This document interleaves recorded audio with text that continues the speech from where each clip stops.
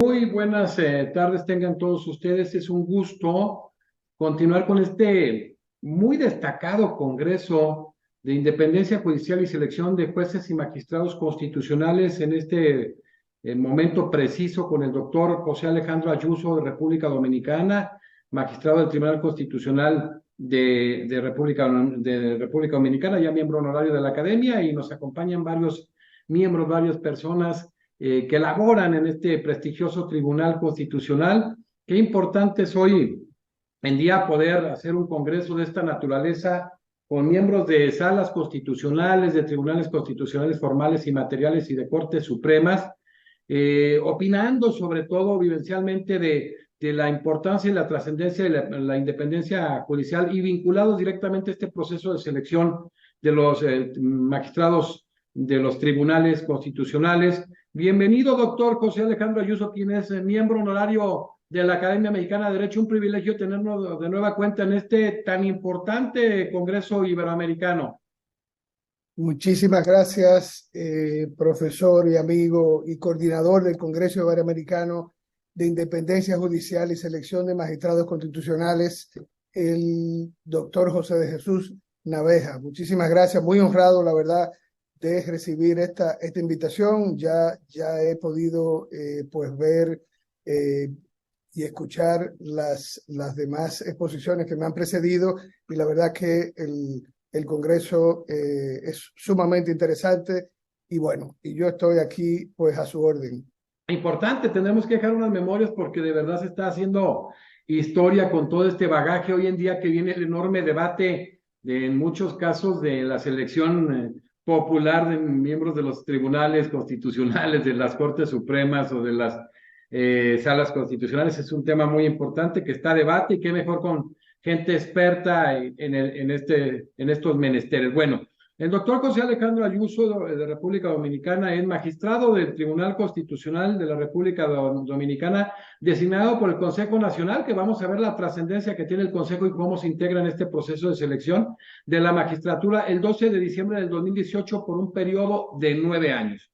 Licenciado en Derecho por la Universidad Nacional Pedro Enrique Oreña, con mención honorífica, y declarado en 2013 estudiante meritorio orgullo, o sea, estudiante modelo. Qué maravilla. Estudios superiores en Derecho Internacional Público en la Universidad de Almaicel, en la René Descartes en París V, en Francia, y en Derecho Constitucional en la Universidad de Castilla-La Mancha en España. Abogado con más de 30 años en el ejercicio profesional en el sector privado, experiencia en la función pública a nivel de viceministro de Relaciones Exteriores, para nosotros en México subsecretario, y subconsultor jurídico del Poder Ejecutivo y como consultor del Programa de Naciones Unidas para el Desarrollo, PNUD. Profesor de Derecho Internacional Económico y de la Integración a nivel de posgrado y de Derecho Constitucional 2 a nivel grado en la Pontificia Universidad Católica Madre y Maestra. Miembro fundador y actual tesorero del Instituto Dominicano de Derecho Constitucional y pasado presidente ejecutivo de la Fundación Equidad. Autor de un sinnúmero de ensayos y artículos ya publicados, entre varios de sus libros que destacan es La soberanía de la Constitución, El patriotismo constitucional en tiempo de globalización y pluralismo y la Constitución, Derecho internacional e integración supranacional, temas sumamente importantes. En el año 2022 completó, en 2022, el programa de liderazgo en la gestión pública en Barna Management School y en el IS de Madrid. Es miembro honorario de la Academia Mexicana de Derecho, y es un privilegio hoy tenerlo continuando. Como él decía, ya estuvo El Salvador, Argentina, Perú, Bolivia y ahora República Dominicana, puros hermanos de nuestra región. Y agrego que también va a estar en este congreso tan importante el relator especial de Naciones Unidas en Justicia Transicional, Fabián Salvioli, que se integra a este congreso tan importante. Entonces es un congreso de primerísimo nivel. Y bueno, doctor Ayuso, vamos a iniciar, que la gente está ávida de escucharlo. ¿Cuáles son los principales elementos que caracterizan el control de constitucionalidad en República Dominicana? Bien, doctor. Yo diría que nosotros, para simplificar un poco, y porque ya escuchamos a la doctora Castañeda, a Yo Susana. diría que el control nuestro es dual. Es dual desde el 1994, aunque fue, digamos que, más precisado en la reforma del 2010. ¿Dual en qué sentido? Bueno, o combinado, como se le decía aquí. O Lo que pasa es que híbrido, sí, claro. el término dual es del doctor Belaunde. El domingo García Belaunde que mencionaba Susana ahora que le hacen un homenaje en el 30º aniversario de la Constitución peruana. Así mismo es, así mismo es. Entonces, nosotros tenemos el control difuso, que es el que ejerce cualquier juez. Como decimos aquí todos los jueces del Poder Judicial son jueces constitucionales, y está el concentrado, que es el que ejerce el órgano que está, que el constituyente le dio esa función en el artículo 184 para ejercer ese control de constitucionalidad. Entonces, tenemos el difuso por un lado y el concentrado, aunque en el caso de la República Dominicana tenemos una situación, y es que en principio no se encuentran ambos controles. Y me explico. El control difuso se ejerce en un caso concreto, una excepción de inconstitucionalidad, que una de las partes pues alega que la norma que se le pretende aplicar pues no es conforme con la Constitución. Entonces, esa decisión que ese juez puede decidir inaplicar esa norma por considerarla inconstitucional, entonces no, digamos que no ejerce como legislador negativo. O sea, la norma se mantiene en el ordenamiento, y la situación es la siguiente. Cuando llega, sí llega, por una revisión de sentencia, si llega al Tribunal Constitucional, lamentablemente la decisión que se tomó, y es un precedente vinculante, es de que el tribunal no conoce de esa excepción. Entonces, esa norma, que en principio repugnaría a la Constitución, pues nuestro tribunal, el tribunal donde yo ejerzo mis funciones, no conoce, no puede conocer, o no está, digamos, el mismo tribunal decidió que no conocía, que no debe conocer esa excepción, porque la Constitución menciona que eso es atribución de los jueces del Poder Judicial. Pero es un tema que está en discusión en el tribunal, y eventualmente en cualquier momento podría haber pues un cambio de jurisprudencia al respecto, porque debería, como último intérprete de la Constitución, sería el Tribunal Constitucional que debería conocer esa excepción y esa inaplicabilidad de esa norma por inconstitucional. Doctor Ayuso, obviamente ya hablando de este sistema híbrido, de este sistema que se adopta en República Dominicana, en donde hay una confluencia de dos sistemas de control constitucional, ¿tiene esto o implica o genera algunos tipos de problemas en la confluencia de ambos sistemas de control? Bueno, digamos que lo que sucede es que un juez del Poder Judicial, que está en la capacidad, o sea, el constituyente le dio la, la, la prerrogativa de decidir si esa norma es inconstitucional o no, pero solamente para aplicable al caso concreto, y solamente o sea, se mantiene en el ordenamiento. Entonces, estaríamos bajo una situación en que en otro caso concreto, lamentablemente el juez podría decidir, por ejemplo, que esa norma sí es conforme con la Constitución, y ahí habría un problema de inseguridad jurídica, mientras que el Tribunal Constitucional debería tener la última palabra sobre si esa norma es o no inconstitucional y que ya fue su precedente y ya saldría de los jurídico. Así es. Bueno, vinculando esto con el tema de la elección de jueces constitucionales, viene aquí un tema fundamental, ¿no? Lo que es el Consejo Nacional de la Magistratura en Dominicana. Así es.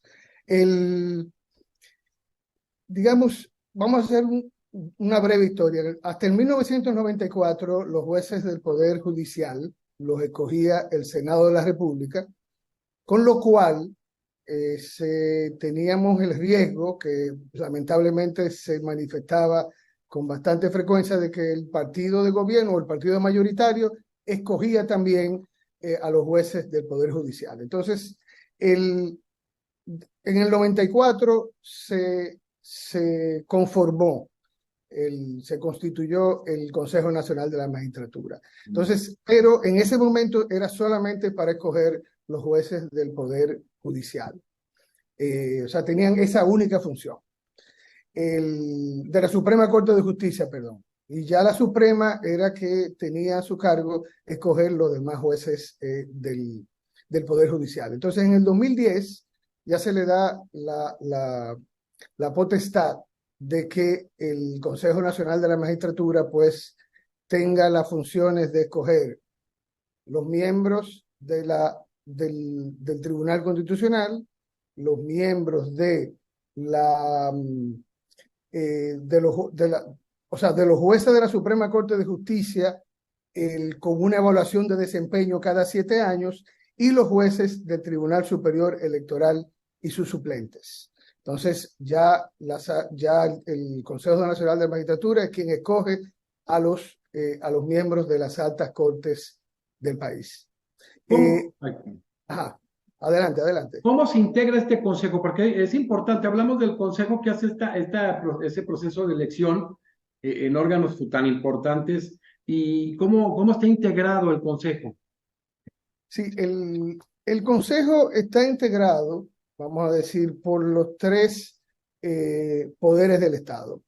El presidente de la República es quien lo preside, y en esa ausencia la vicepresidente, el presidente del Senado, un senador escogido por el Senado que pertenezca al partido, un bloque de partidos diferente al del presidente del Senado, y que ostente la representación de la segunda mayoría. Esto es un tema que no es pacífico. Ahí definitivamente es complejo, la fórmula compleja. El presidente de la Cámara de Diputados, un diputado escogido por la Cámara que pertenezca al partido, bloque de partidos, el mismo tema en el Senado, para que una minoría o para que las minorías tengan representación. Entonces está el presidente de la Suprema Corte de Justicia, un magistrado de la Suprema Corte de Justicia escogido por ella misma, que funge de secretaria, y el Procurador General de la República. O sea, son 8 miembros. En caso de empate, o sea, el voto es por mayoría simple, pero en caso de empate, entonces el presidente de la República tiene un voto de calidad en la votación. Un voto calificado. Quiero decir, en caso de empate, el presidente, por quien vota el presidente, entonces es quien sale electo. Doctor Ayuso, en el tema de la independencia judicial, esta forma de elección de los magistrados, no tan solo del Tribunal Constitucional, sino de los órganos que usted señaló en la misma Corte Suprema, ha sido exitosa, ha sido efectiva para mantener la independencia judicial. Mire, en ese sentido, yo opino lo siguiente. Hay que ver cuál es el diseño nuestro. Nosotros tenemos el Tribunal Constitucional, que es un órgano extrapoder. Sí, extrapoder. Que no pertenece, no es una cámara de la Corte Suprema, ni mucho menos. Fuera de los 3 poderes. Exactamente. Un órgano constitucional formal. Exactamente. Entonces, digamos que esa garantía institucional que es la independencia del Poder Judicial, yo diría que en principio estaría En el caso de la República Dominicana, el Consejo de la Magistratura ha tratado de buscar pues un consenso, ha tratado, digamos, también de escoger, porque en el caso de la Suprema, por ejemplo, hay la misma Constitución establece que deben escoger el 75% de los jueces de carrera y los demás de la carrera académica, del ejercicio profesional, del Ministerio Público, etcétera. Entonces, la experiencia del Consejo de la Magistratura, que digamos que se ha reunido 3 o 4 veces en la historia, es de que la escogencia ha sido de jueces, y bueno, valga que me incluya entre ellos porque no puede ser de otra forma. Yo creo que ha respetado la independencia judicial. Ahora bien, hay algo que hay que destacar. Incluso el Tribunal Constitucional tiene y ha tenido miembros que vienen del Poder Judicial. Aquí la doctora Castañeda planteaba el caso peruano y me llamaba la atención porque en nuestro caso también, si un juez de la carrera judicial que viene de una corte de apelación o de la misma Suprema Corte de Justicia, entra a una alta corte, ya sea al Tribunal Superior Electoral o al Tribunal Constitucional, inmediatamente pierde la condición de juez de carrera.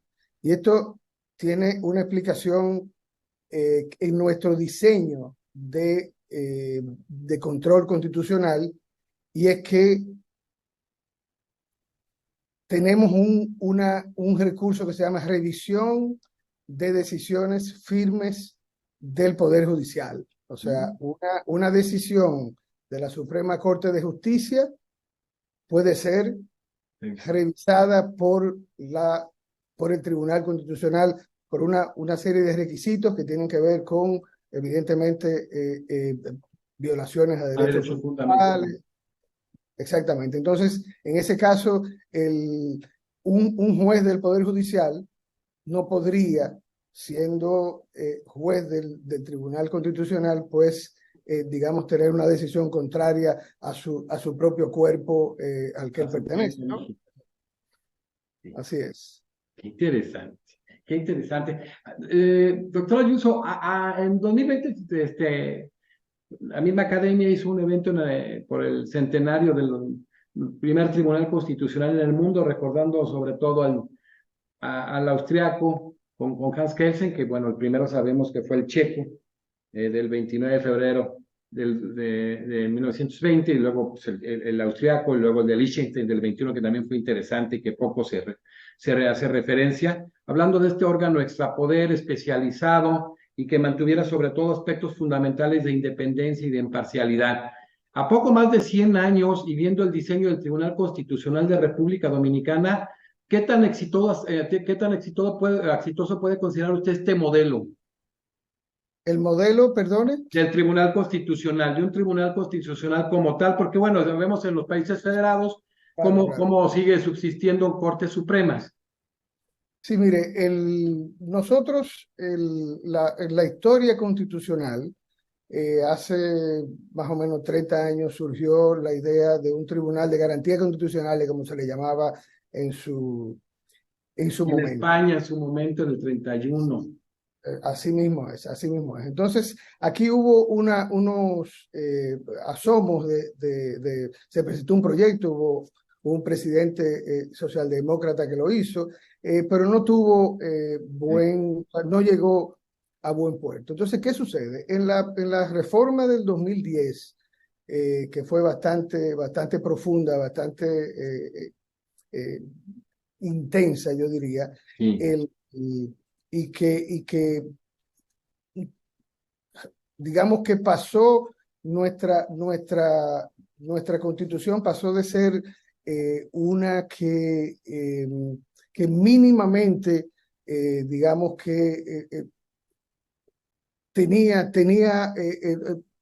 normas, principios y valores, a una que real y efectivamente pues recogió, digamos, todas las conquistas del constitucionalismo a nivel global. Entonces, ¿qué sucede?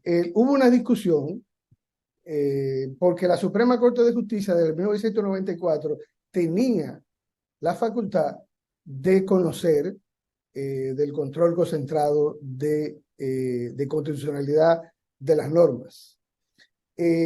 Como dice o como decía un jurista en la época, la Suprema Corte de Justicia no quería ser tribunal constitucional. O sea, sí, porque de alguna manera el Tribunal de la Legalidad Ordinaria, el Tribunal de los temas, pues que en principio no alcanzaban una dimensión política, pues no quería involucrarse en esos temas. Entonces, la discusión cuando la reforma del 2010 fue o una Cámara dentro de la Suprema Corte de Justicia, o sea, modelo costarricense, por ejemplo, o un tribunal constitucional. Entonces, se habló de que iba a haber un choque de trenes con un El choque tribunal. de trenes famoso de Costa Un Rica, choque de trenes. digo, Colombia.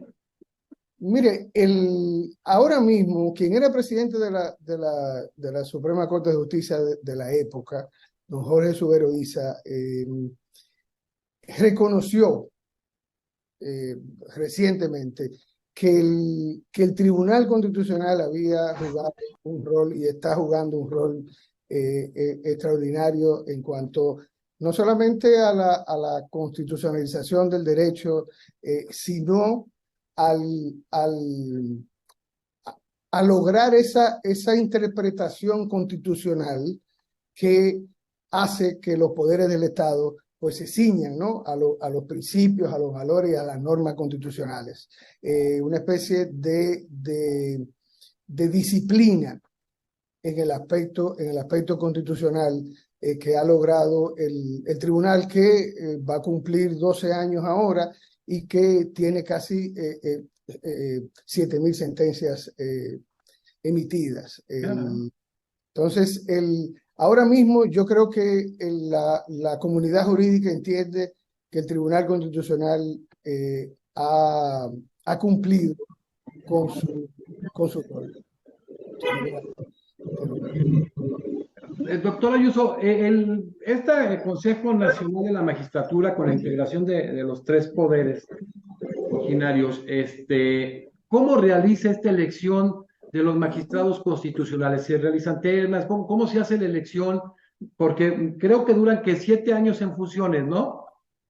La Suprema Corte de Justicia,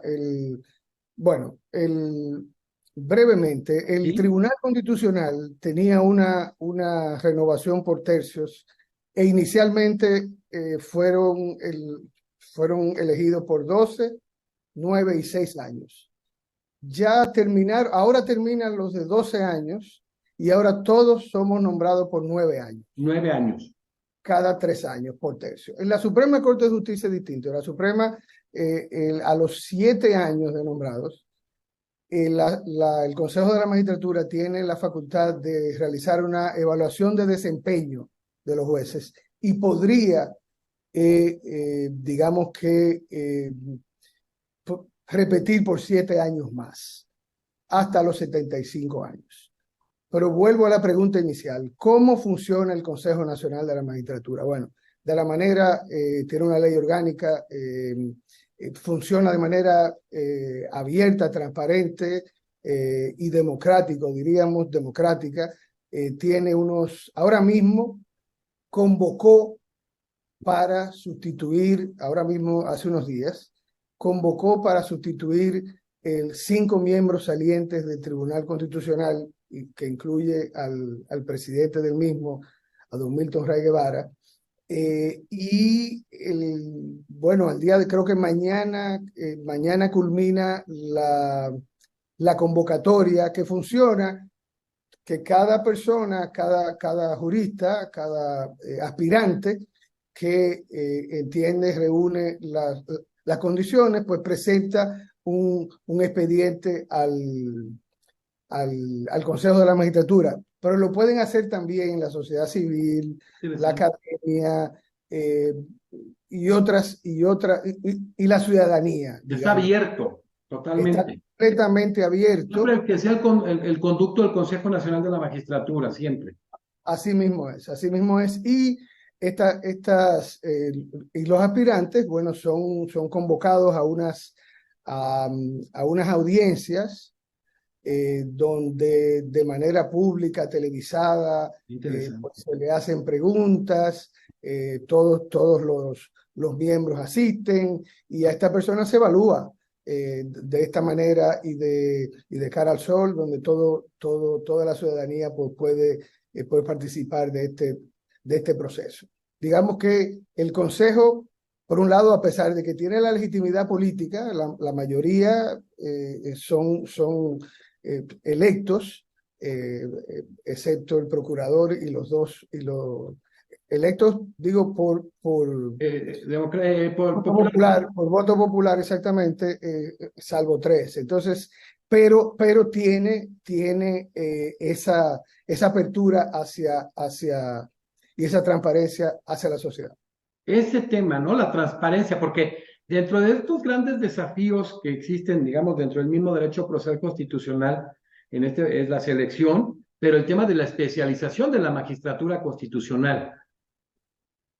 Sí, mire, aquí tenemos y lo hemos hecho desde que inició hace 12 años, 2011, fue la conformación del primer Tribunal Constitucional. El tema del perfil del juez constitucional. O sea, el juez constitucional sí debe ser un jurista conocedor, aunque el magistrado Zaffaroni decía que muchas veces los jueces constitucionales eran buenos políticos que también podían ser juristas. O sea, a lo que voy, hay una dimensión política en las decisiones que toma un tribunal constitucional. Sí. Evidentemente, el tribunal habla por sentencias, o sea, tiene que motivar jurídicamente una decisión. Claro. Pero la trascendencia de esa decisión, en la mayoría de los casos, supera un caso particular entre dos personas, etcétera, que tienen un diferendo, sino que toca aspectos que tienen que ver con la gobernanza, que tienen que ver con la división de los poderes, conflictos de competencia. Nosotros también vemos de manera previa los tratados internacionales. O sea, el Ejecutivo puede perfectamente con el Treaty Making Power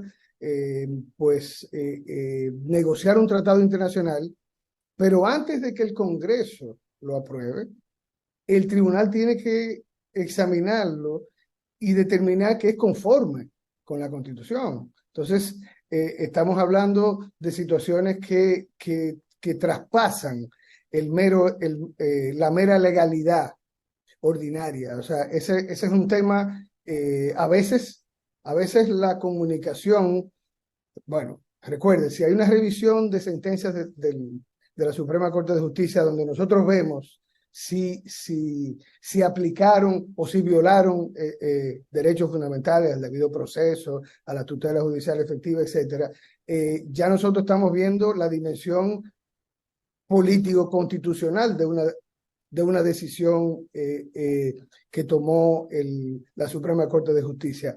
Pero muchas veces, cuando son amparos, cuando son otros temas, pues hay esa como decía, como dice el Zagrebelsky, o sea, el Tribunal Constitucional tiene que ver mucho con la vida política de una nación, sobre todo la política cuando tiene que ver con la convivencia entre los ciudadanos, porque no es la competencia electoral.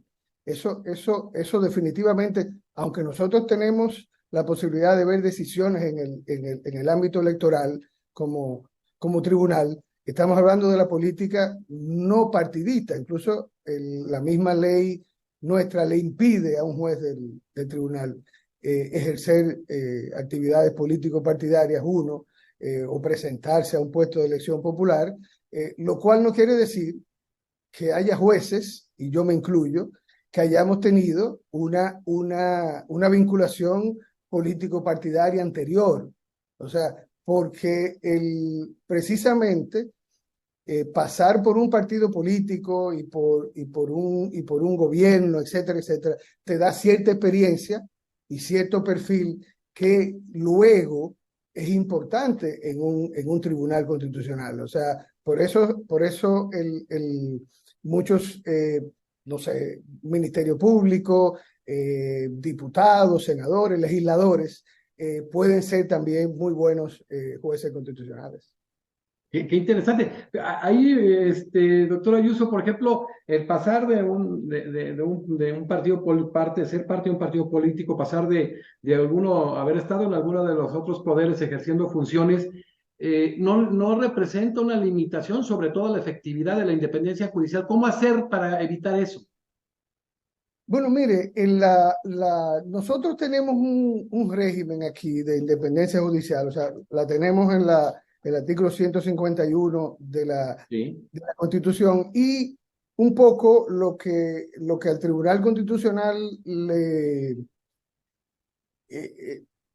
se asimila, o sea, hay un régimen de que nos asimilan a los jueces de la Suprema Corte de Justicia. Ahora bien, y reitero, cuando uno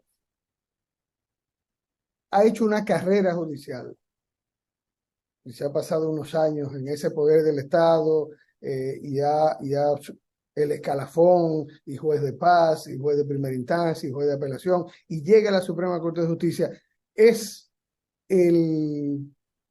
yo entiendo que es una situación donde como poder del Estado,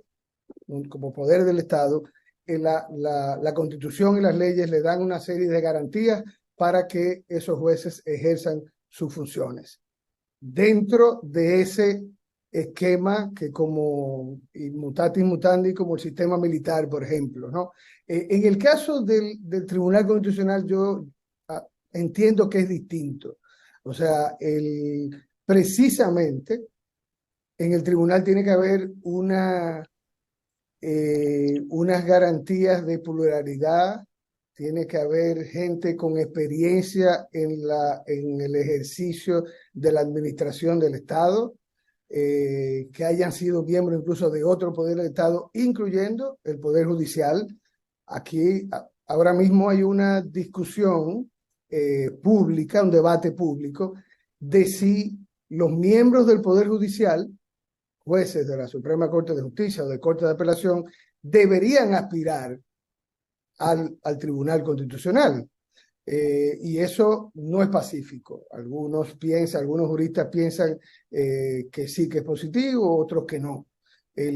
Lo que sí yo podría decir es lo siguiente: lo que tiene que haber es una composición diversa y plural. O sea, no todos pueden ser, si todos los miembros del Tribunal Constitucional provienen del Poder Judicial, pues entonces hay un choque en el mismo diseño del sistema. O sea, no puede ser un órgano extrapoder y estar representado por miembros de otro poder del Estado. Sí, sí. Porque ¿cómo controlar la constitucionalidad de las actuaciones de ese poder cuando uno proviene?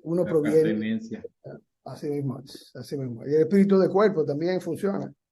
Qué interesante. Oiga, alude, doctor Ayuso, este artículo 151 de la Constitución República Dominicana tan importante, en donde se toman y se establecen con claridad y de manera expresa algunos de los principios más importantes de la función jurisdiccional.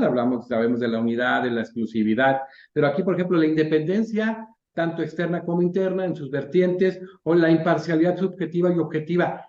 Qué importante es dentro de la función jurisdiccional, en este caso específico, dentro del Tribunal Constitucional, estos principios de independencia y de imparcialidad. Bueno, definitivamente nosotros, hay un artículo que yo entiendo que lo dice muy claramente. en cuanto a la independencia, esto es la ley orgánica del Tribunal Constitucional, el artículo 18 dice, los jueces de este tribunal no están sujetos a mandato imperativo ni reciben instrucciones de ninguna autoridad. No incurren en responsabilidad por los votos emitidos en el ejercicio de sus funciones. Importante. Hay una garantía, o sea, hacia el tribunal no recibe ni de los poderes del Estado ni de los poderes fácticos ningún tipo de influencia, digamos que malsana en términos de la toma de decisiones. Eso por un lado. Por otro lado, cada juez también está, o sea, se siente yo diría, en la libertad y en la seguridad de que puede tomar las decisiones que su conciencia le indique. Nosotros, como solamente tenemos un pleno, nosotros tuvimos un caso hace unos meses, un precedente interesante sobre inamovilidad de los jueces, pero tuvo que ver con la Suprema Corte de Justicia, porque ellos están divididos en salas, y hubo una situación con un juez que fue movido de una sala a otra sin su consentimiento.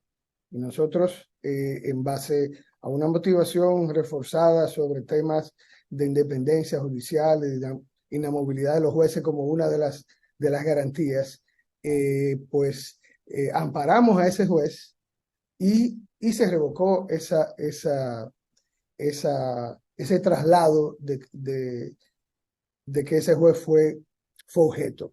Nosotros no estamos, tenemos solamente un pleno, no estamos, digamos que divididos en sala, eso pues no se va a provocar en nuestro pleno, pero sí hay en términos constitucionales, en términos legales, y en términos de precedentes del Tribunal Constitucional, una consolidación de la independencia del Poder Judicial y también, como dice el presidente de nuestro tribunal, don Milton Rey Guevara, del Poder Jurisdiccional, que es el que ejerce que sería un cuarto, un quinto poder, bueno, si en la prensa también se considera, pues del Estado. Oiga, doctor, hoy en día hablamos aquí, este tema interesante, cómo se han venido diversas conferencias haciendo un análisis de fortalezas y debilidades precisamente en estos temas tan importantes como es la independencia judicial y la manera en que se eligen los jueces y magistrados constitucionales. Y hemos encontrado, por ejemplo, lo decía usted, ya lo abordó en el caso de la magistrada Susana Castañeda del Perú, de la Corte Suprema, cómo hay una iniciativa para la elección popular de miembros del Poder Judicial, que evidentemente en esta iniciativa no se tocan los jueces del Tribunal Constitucional, pero hay algunas otras inquietudes en diversos países con iniciativas para nombrar a los miembros de Cortes Supremas, que son en algunos países los órganos de cierre en materia de interpretación, de manera popular, a través de una elección popular. Desde la perspectiva y del planteamiento que se hace del Tribunal Constitucional en República Dominicana y en sí del Poder Judicial, cómo se han ido conservando de una manera trascendente en aras de los sistemas democráticos la independencia judicial. ¿Cómo considera usted, doctor Ayuso, esta posibilidad que se da en algunos de nuestros países en América Latina de hacer una elección de miembros en este caso de Cortes Supremas, donde no existe incluso tribunales constitucionales, a través de elecciones populares? Bueno, la verdad que sería sumamente interesante, pero no sé si en la práctica, la verdad, podría tener éxito. Bueno, en Estados Unidos hay algunos, sí. Hay muy poco. Por ejemplo, estuvo aquí Flores Condoril, que fue presidente del Tribunal Constitucional Plurinacional de Bolivia, y se habla de que se lo buscó la legitimación a través de esta reforma y que a la fecha vienen los ataques de otros poderes y la percepción ciudadana no ha cambiado. Así mismo es. No, lo que pienso es lo siguiente, la elección por Consejo Nacional de la Magistratura tiene, bueno, ante la crítica contramayoritaria Sí, claro. de los jueces, aunque en el tribunal siempre hemos sido muy deferentes con el poder, con el poder legislativo, sobre todo cuando de conocer de anular una norma porque ellos, o una ley que ellos han pues promulgado, digamos que nosotros entendemos que tenemos una legitimidad, decía el maestro Sagüez, una legitimidad, digamos que de segunda mano, bueno, como nos eligen miembros que son electos por voto popular, nosotros pues heredamos cierta legitimidad democrática de esas personas que nos eligen en el Consejo de la Magistratura. Eso es una manera de verlo, aunque yo siempre, y vuelvo a reiterar la cita del maestro Sagüez, yo creo que la legitimidad de ejercicio es la que les da a los jueces, pues digamos que esa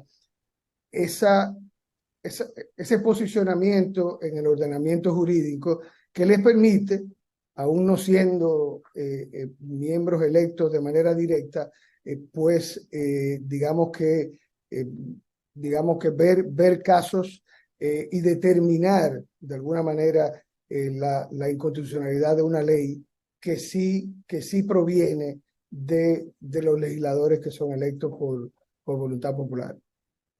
Sí, sí, o sea, aquí qué importante es el Tribunal Constitucional como último intérprete y en el tema de la solución de estas tensiones que se dan entre el constitucionalismo y la democracia, ¿no? Entonces, quizás este ejercicio muy novedoso y quizás la naturaleza tan especial del Poder Judicial y sobre todo de los tribunales constitucionales, si vemos desde los primeros planteamientos de Jelling anteriores al caso muy especial y concreto de Hans Kelsen, ¿no? Cuando hablaba en 1885 de una transformación de ese tribunal imperial austriaco a un verdadero tribunal constitucional para buscar de alguna manera lograr soluciones de esta naturaleza, incluso transitar a un Estado constitucional. Entonces yo creo que qué bueno que hace esa aclaración, magistrado, pero sobre todo concluyendo en cuanto a este Tribunal Constitucional de República Dominicana, que es un miembro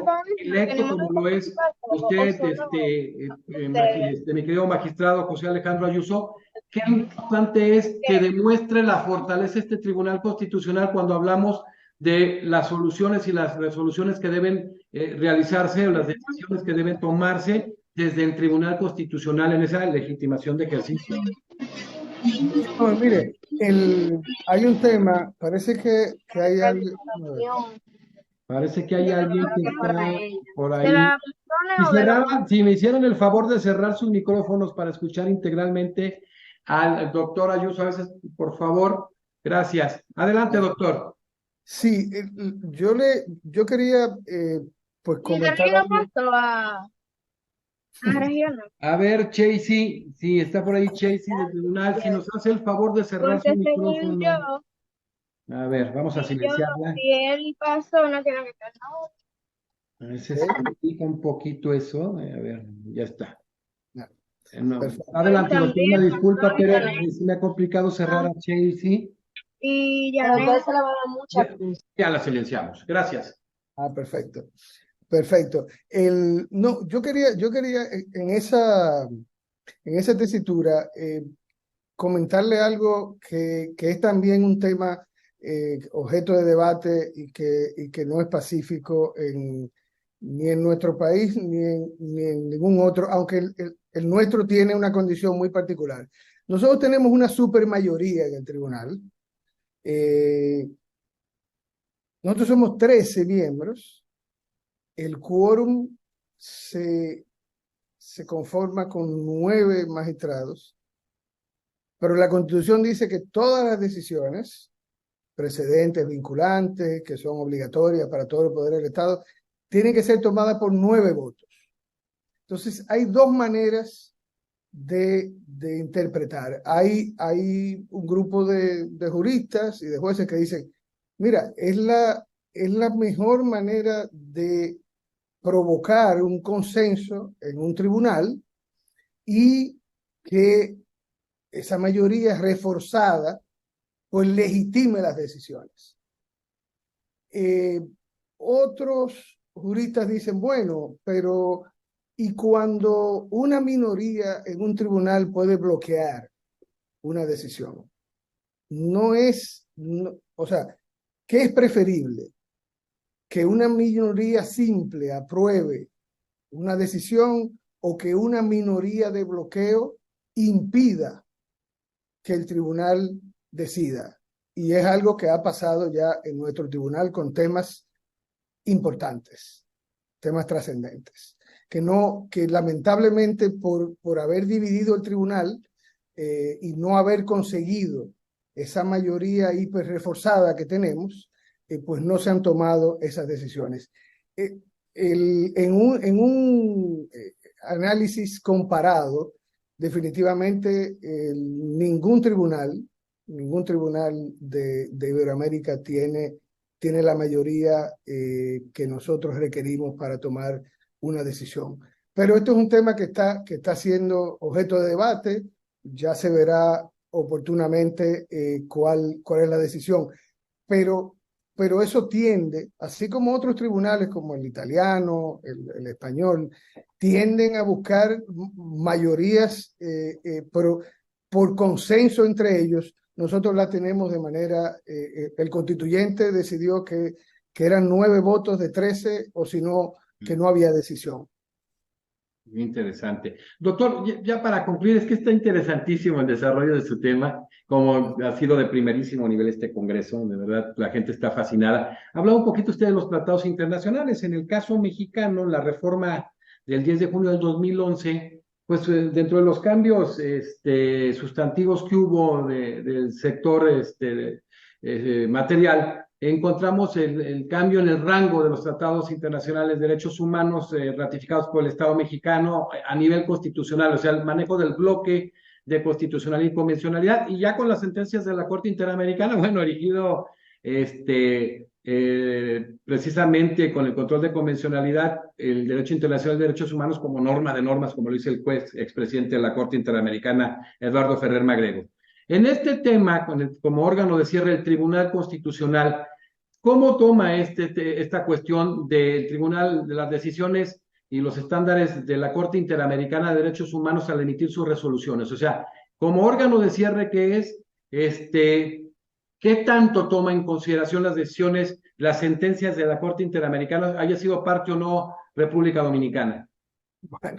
Bueno, el tema es interesantísimo porque definitivamente la situación de la República Dominicana es bastante sui generis con relación a la Corte Interamericana. Nosotros, el tribunal decidió en el 2014 que nosotros no habíamos, digamos, accedido a la competencia de la Corte como mandaba la Constitución. Y entonces tenemos esta sentencia que nos sustrae de la competencia de la Corte. Evidentemente, es una decisión a lo interno, es un precedente vinculante que tienen que respetarlo todos los poderes del Estado, pero a nivel de derecho internacional, definitivamente es cuestionable la validez o la vigencia o la aplicabilidad de esta decisión. De todas maneras, independientemente de esa situación muy particular, nosotros en el 74.1 le dimos rango constitucional a los tratados sobre derechos humanos. Y evidentemente nosotros también aplicamos un control de convencionalidad. Mal que bien, pero está dentro de los cánones. Entonces, si bien ahora mismo el tribunal considera que la República Dominicana no está bajo la jurisdicción de la Corte, se sigue aplicando la Convención y todos los instrumentos internacionales sobre derechos humanos. Y reitero, la situación de la Corte ya es algo que habría que verlo pues, más adelante, pero que es una situación bastante conflictiva que tenemos. Sí, porque incluso dentro del manejo de los muy pocos países a nivel mundial que han creado su amparo pretorianamente es Argentina y Dominicana, ¿no? Y Dominicana con base al artículo 25.1 de la misma convención. Entonces, en ese ejercicio de autonomía procesal constitucional delegada, fue un super ejercicio el caso dominicano. Así mismo fue, o sea, luego en el 2010 ya se constitucionalizó el ¿Sí? amparo, pero aquel bloque de constitucionalidad que se generó en el país previo a esa constitución, pues sí, fue totalmente de inspiración del mismo sistema pues interamericano de protección de los derechos humanos. Sin lugar Oiga, a dudas. doctor José Alejandro Ayuso, extraordinaria disertación, de verdad estoy, igual los miembros de la Academia en México y se ve en toda América Latina y en Europa, muy contentos de esta selección de expositores que hemos tenido precisamente desde la Academia, iniciando con Aún Martínez de la Corte Suprema de El Salvador, ministro, magistrado, Ricardo Lorenzetti, expresidente de la Corte Suprema de Argentina, Petronio Flores Condorí, presidente del Tribunal Constitucional Plurinacional y magistrado constitucional, Susana Castañeda, magistrada jueza de la Corte Suprema del Perú, y ahora el doctor José Alejandro Ayuso de la República Dominicana, magistrado del Tribunal Constitucional, muy talentoso, muy capaz, con una facilidad de expresarse impresionante. Viene ahora nuestra querida amiga, la ministra Ángela Vivanco de la Corte Suprema de Chile, y está de primerísimo nivel. Vamos a generar memorias, necesitamos hacer unas memorias. Esto no puede quedar desapercibido después de un gran ejercicio que está haciendo a nivel iberoamericano con expositores de la más alta talla y que verdaderamente van a ser un referente para los debates en los congresos y en las asambleas. Importantísimo, doctor. José Alejandro Ayuso, pues muchísimas gracias. Un mensaje a todos los miembros de la Academia Mexicana de Derecho, a los abogados de América Latina, parte de Iberoamérica que nos están viendo.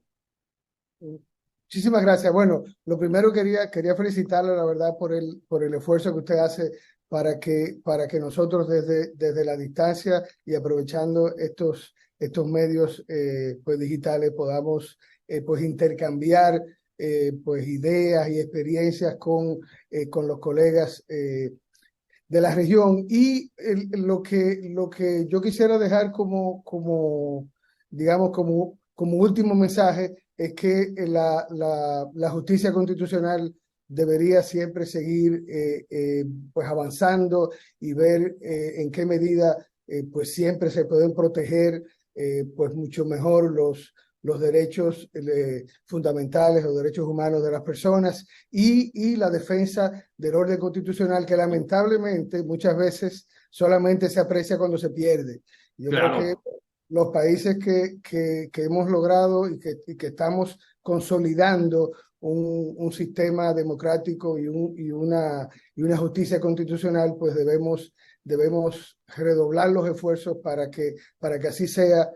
No sea lamentablemente la que suceda que pues perdamos esa digamos que consolidación democrática. Qué importante mensaje, doctor. Cuando hablamos de tribunales constitucionales formales, materiales, Cortes Supremas o las funciones muy específicas de las salas constitucionales, qué importante es ver estas tensiones que se dan del constitucionalismo y la democracia, cómo vienen a veces ataques de otros poderes, cómo viene una percepción no la más hermosa por parte de la ciudadanía en aras de conservar el ordenamiento constitucional. Y entonces eso es admirable, de verdad.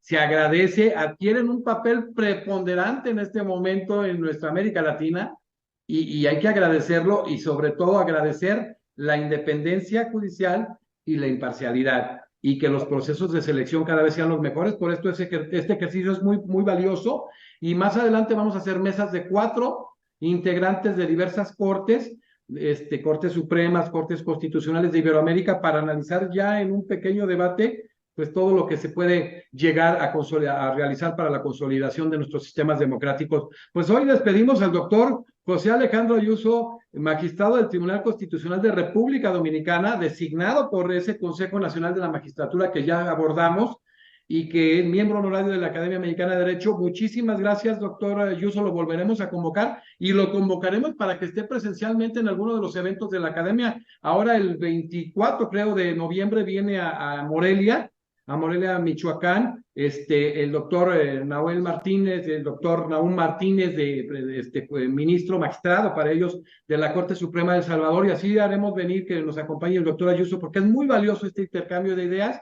Y bueno, muchísimas gracias, doctor José Alejandro Ayuso. Despedimos esta extraordinaria conferencia en el marco del Congreso Iberoamericano de Independencia Judicial y Selección de Jueces y Magistrados Constitucionales, con la importante conferencia del doctor José Alejandro Ayuso en cuanto a la independencia judicial y la selección de los magistrados constitucionales en República Dominicana. Muchísimas gracias y nos vemos en la siguiente conferencia con Ángela Vivanco, ministra de la Corte Suprema de Chile. Gracias a todos. Sí, sea. Muchas gracias. Hasta luego.